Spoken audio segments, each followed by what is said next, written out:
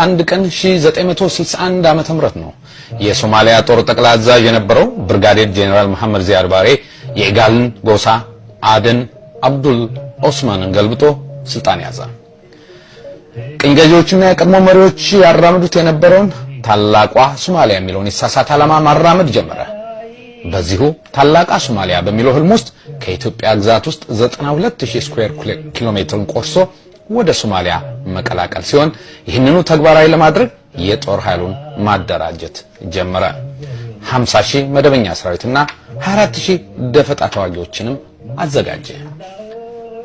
በወቅቱ ከሶቪየት ህብረት የሰበሰበውን ዘመናዊ የጦር መሳሪያ ሰራዊቱን አስታጠቀ። በአንጻሩ ኢትዮጵያ ውስጥ በተፈጠረው የፖለቲካ ውጥረት በሰሜን ኤርትራን ለመገንጠል በመሃል ሀገር ደግሞ ወታደራዊ መንግስትን የሚቃወሙ የፖለቲካ ድርጅቶች በፈጠሩት ግብግብ ሀገሪቷ በከፍተኛ ውጥረት ውስጥ ገባች። በዚህ ወረራ ከተማዎችን፣ ወታደራዊ ካምፖችን በማውደም ከድንበር አልፎ በምስራቅ 700 ኪሎ ሜትር በደቡብ 300 ኪሎ ሜትር ድረስ ወደ ኢትዮጵያ ግዛት ዘልቆ ገባ።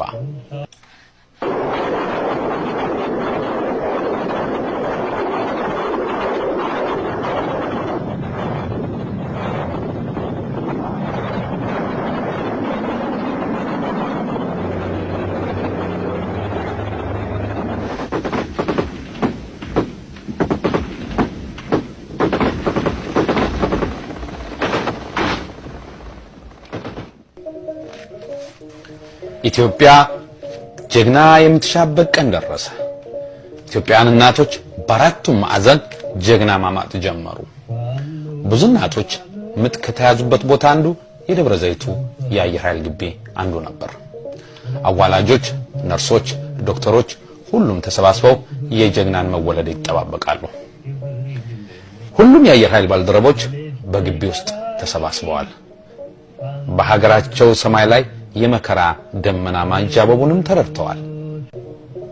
ይህንን የጥቃት ዘመቻ ለመመከት ኢትዮጵያዊ ሁሉ ከዳር ዳር ተንቀሳቀሰ። በጋራም ከራሴ በፊት ለኢትዮጵያ እናቴ ሲል ዘመረ።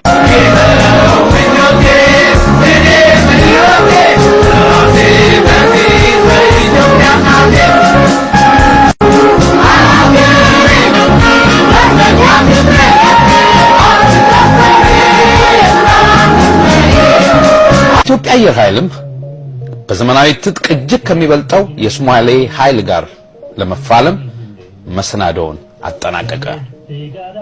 እስካሁን ድረስ ሶማሊያ በአጥቂነት፣ ኢትዮጵያ በተከላካይነት ቆይተዋል።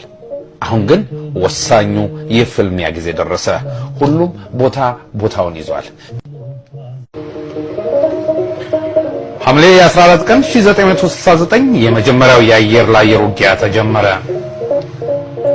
በዓለም የተከለከለ ነገር ሁሉ በኢትዮጵያ ላይ መሞከር የተፈቀደ ይመስል ሶማሊያም ልክ እንደ ፋሺስት ጣሊያን በዓለም አቀፍ ሕግ የተከለከለውን የሲቪል የመጓጓዣ አውሮፕላን መተው ጣሉ። ይህ እንደተሰማ ኮሎኔል በዛብህ ጴጥሮስና ኮሎኔል መንግስቱ ካሳዬ ወደ ቦታው እንዲበሩ ተደረገ። ሁለት የሶማሌ ሚግ 21 አውሮፕላኖች ሌላ ጥፋት ለማድረስ በኢትዮጵያ አየር ክልል ሲበሩ አገኟቸው። መጀመሪያ ኢንተርሴፕት ያደረጉ ሶማሌዎች ነበሩ። በዛብህ ጴጥሮስና መንግስቱ ካሳዬ ውጊያ ለመግጠም ፊታቸውን አዞሩ። በዛብህ ዊንግማን ስለነበሩ ለመንግስቱ ካሳዬ ቶሎ ብለህ ወደ ላይ ውጣ ዙም አሉት። አደረገ። የሶማሌ ፓይለቶች ወደ ላይ የሚወጣውን አውሮፕላን አይተው እነሱም ወደ ላይ ሲነሱ በዛብህ ሮኬት ቀረብ ባላቸው በአንደኛው ላይ ተኮሱ። ደረቱን መሃል ለመሃል ገመሱት። ፈነዳ።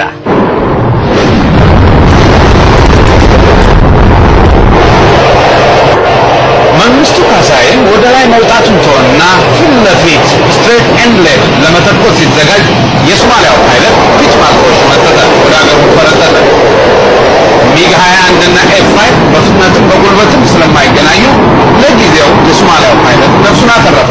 ሶማሊያም ለአንድ ቀን እንዲሆን አንድ አውሮፕላን አደረላት። በዛብህና መንግስቱ ግን በድል አድራጊነት ወደ ምድብ ቦታቸው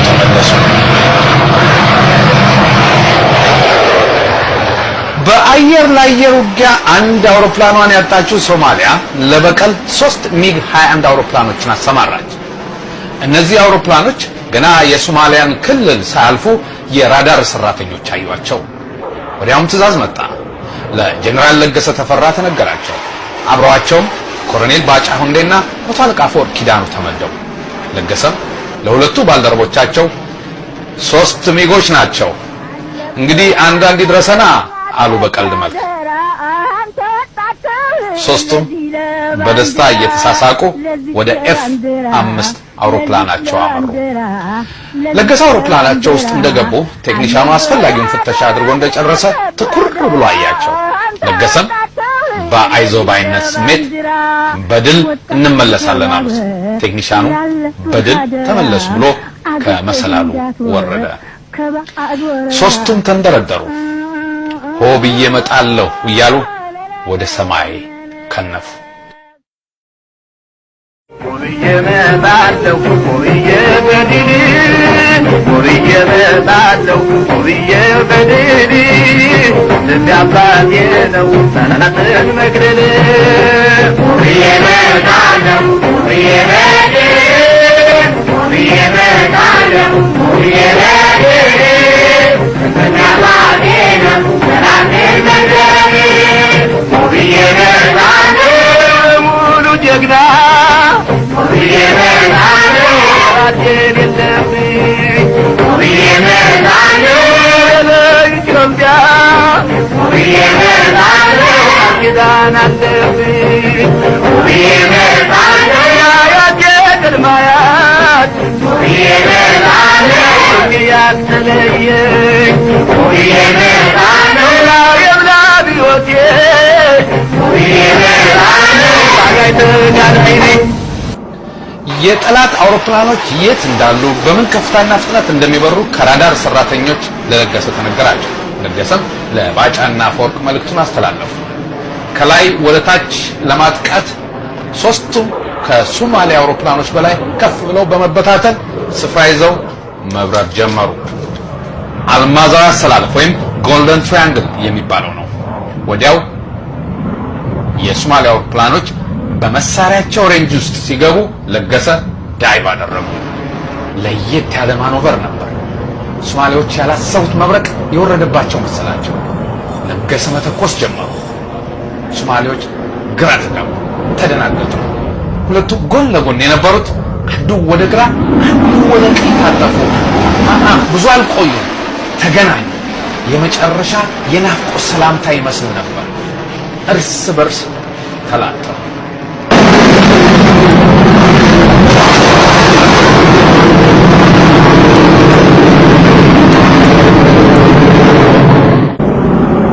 ለገሰም ፈገግ አሉና ወደ ነባጫ ቀና ሲሉ ነባጫ የተረፈውን አንድ አውሮፕላን ሲያባሩ ተመለከቱ። እሱም ብዙ አልሄደም፣ ከመሬት ጋር ተላተመ።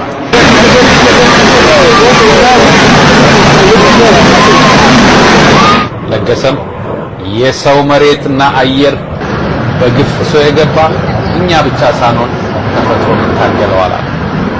ባጫና አፈወርቅም ዋናው ድሉ ነው ጌታዬ አሉ። ለማንኛውም ኢትዮጵያ 4-0 እየመራች ነው። በሁለት ቀን የአየር ለአየር ውጊያ ሶማሊያ 4 ሚጓን አጣለች። እነ ለገሰም በድል ተመለሱ።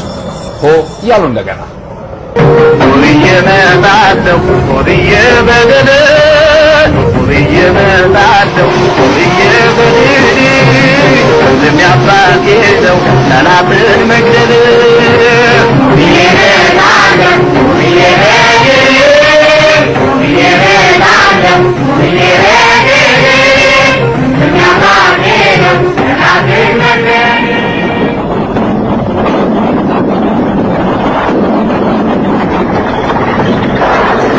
የሶማሊያ ጦር ያለውን ኃይል አጠናክሮ በኢትዮጵያ ሰራዊት ላይ ከፍተኛ የማጥቃት ዘመቻ ከፈተ። የኢትዮጵያ ሰራዊት በለየት ዋጋል። ነገር ግን የኢትዮጵያ ጦር እርዳታ ካላገኘ ድሬዳዋ በጠላት እጅ ትወድቅ። ከአየር ኃይል ዘመቻ መምሪያ በኩል ትዕዛዝ መጣ። አየር ኃይል ድሬዳዋን የማዳን ታሪካዊ አደራ ቀርቦለታል የሚል። ሁሉም የአየር ኃይል አባል ራሱን ለዘመቻ አዘጋጀ። 5 ምርጥ ፓይለቶች ተዘጋጁ። ለአየር ባየር ውጊያ ጀነራል ለገሰና አፈወርቅ፣ ለቦምብ ጣዩ ደግሞ አማሃ ደስታ፣ ማሞ ጉደታና ብርሃኑ ውብነህ ናቸው። አምስቱም እልህና ጥቃት እየተናነቃቸው ወደ አውሮፕላናቸው ወጡ። አምስት ሆነው የድሬን የመከራ ደመና ለመጥፈፍ ተንሳፈፉ።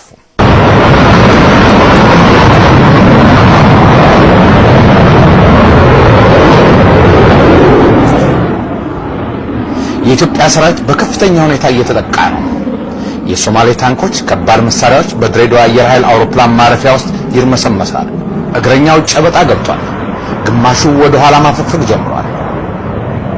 የሰማዩ ጀግና ጀነራል ፋንታ በላይ በጅፕ ላይ ሆነው ሰራዊቱን ከመሬት ያስተባብራሉ። የሚሸሸውን ተመለስ ይላሉ። በሌላ በኩል የሰማይ ላይ ጓደኞቻቸውን የደረሳችሁ ይላሉ፣ በርቱ ይላሉ፣ ይማጸናሉ። ለድሬዳዋ ህዝብም አየር ኃይል እየደረሰ መሆኑን አበሰሩ። ህዝቡም እልልታና ጩኸቱን አቀለጠ። በጀነራል አማሃ የሚመራው ቦምብ ጣይ ቡድን ዝቅ ብሎ እየበረረ ወደ ኢላማው ሲጠጋ ጀነራል ለገሰና አፈወርቅ አየር ላይ የሶማሌን አውሮፕላኖች ማሽተት ጀመሩ። እነ ጀነራል አማሃ አየር ኃይል ግቢ ውስጥ የሚተራመሰውን ታንክና ጨለንቆ አካባቢ የሰፈረውን የጠላት ጦር ሲመለከቱ ወይ ድሬ እኛ በህይወት እያለን አሉ። ዳይቭ መግባት ጀመሩ። አማሃ ገብቶ ሲወጣ ማሞ ጉደታ ይተካል። ማሞ ሲመለስ ብርሃኑ ይወርዳል። ለሶስት ተቀባበሉት።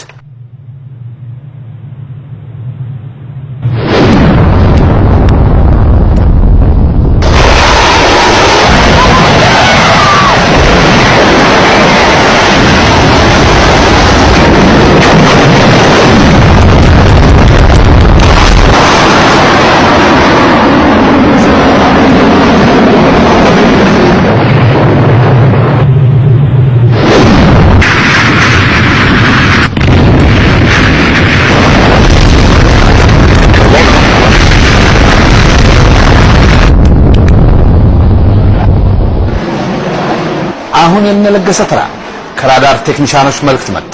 ለአፈወርቅም ደረሰው። ተዘጋጁ። ለገሰና አፈወርቅ ለረጅም ጊዜ የተለያቸውን ዘመዳቸውን የሚቀበሉ ይመስል ጓጉተዋል። አዎ እንግዶቻቸው መጡ። ሁለት ሚጎች ናቸው። ለገሰ አንዱን ኢላማቸው ውስጥ አስገቡና አፈወርቅን እንዴት ነህ አሉት። ጌታዬ በስሏል አለ። ለገሰም ባርከው አሉት። አፈወርቅም ስለ ድሬ አለና ተኮሰ።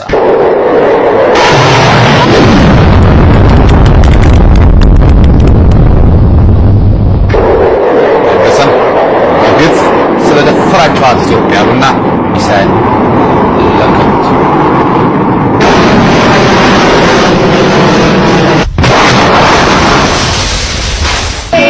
አምስቱም ፓይለቶች የድሬዳዋን እንባ ጠራርገው በድል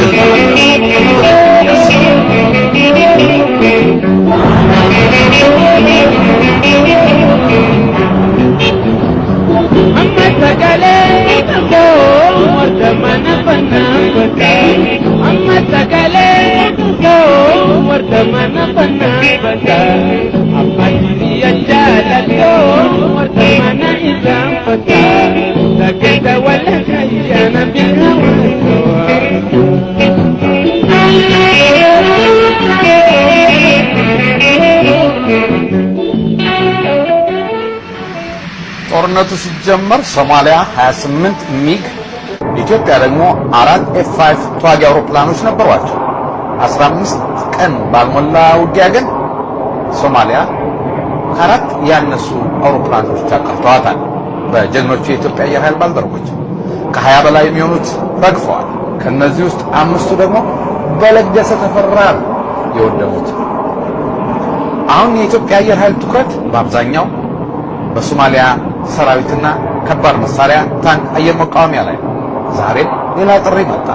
ጅጋ አካባቢ የአየር መቃወሚያ አላንቀሳቀስ አለ እግረኛውን የሚል ነው።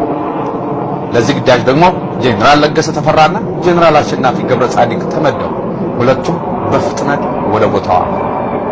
የሁለቱም ትኩረት ለኢትዮጵያ ሰራዊት ውጋት የሆነውን የሶማሊያን አየር መቃወሚያና ከባድ መሳሪያ መደምሰስ በመሆኑ ዝቅ ብለው መብረር ጀመሩ። ወዲያው ግን ከራዳር ቴክኒሻኖች መልእክት መጣ። 2 ሚግ 21 አውሮፕላኖች ከሀርጌሳ ወደብ ተነስተዋል። ለገሰና አሸናፊም በአንድ ድምፅ የተረፉ አሉ ማለት ነው አሉ።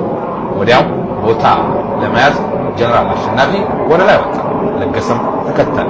አሸናፊ ወዲያው አያቸውና አንዱን ኢላማ ውስጥ አስገብቶ ለለገሰ የደረሰ ሞክት ነው። ለገሰም ባርካዋ አለው። አሸናፊ ጊዜ አልሰጠውም። እቸኩላለሁ አለና ለሶማሊያው ፓይለት ወስታው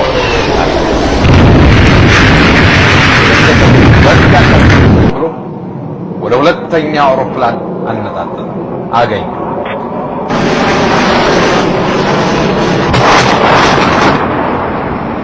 ከዚህ ቀን በኋላ የሶማሊያ አውሮፕላን በኢትዮጵያ አየር ክልል አልበረረም።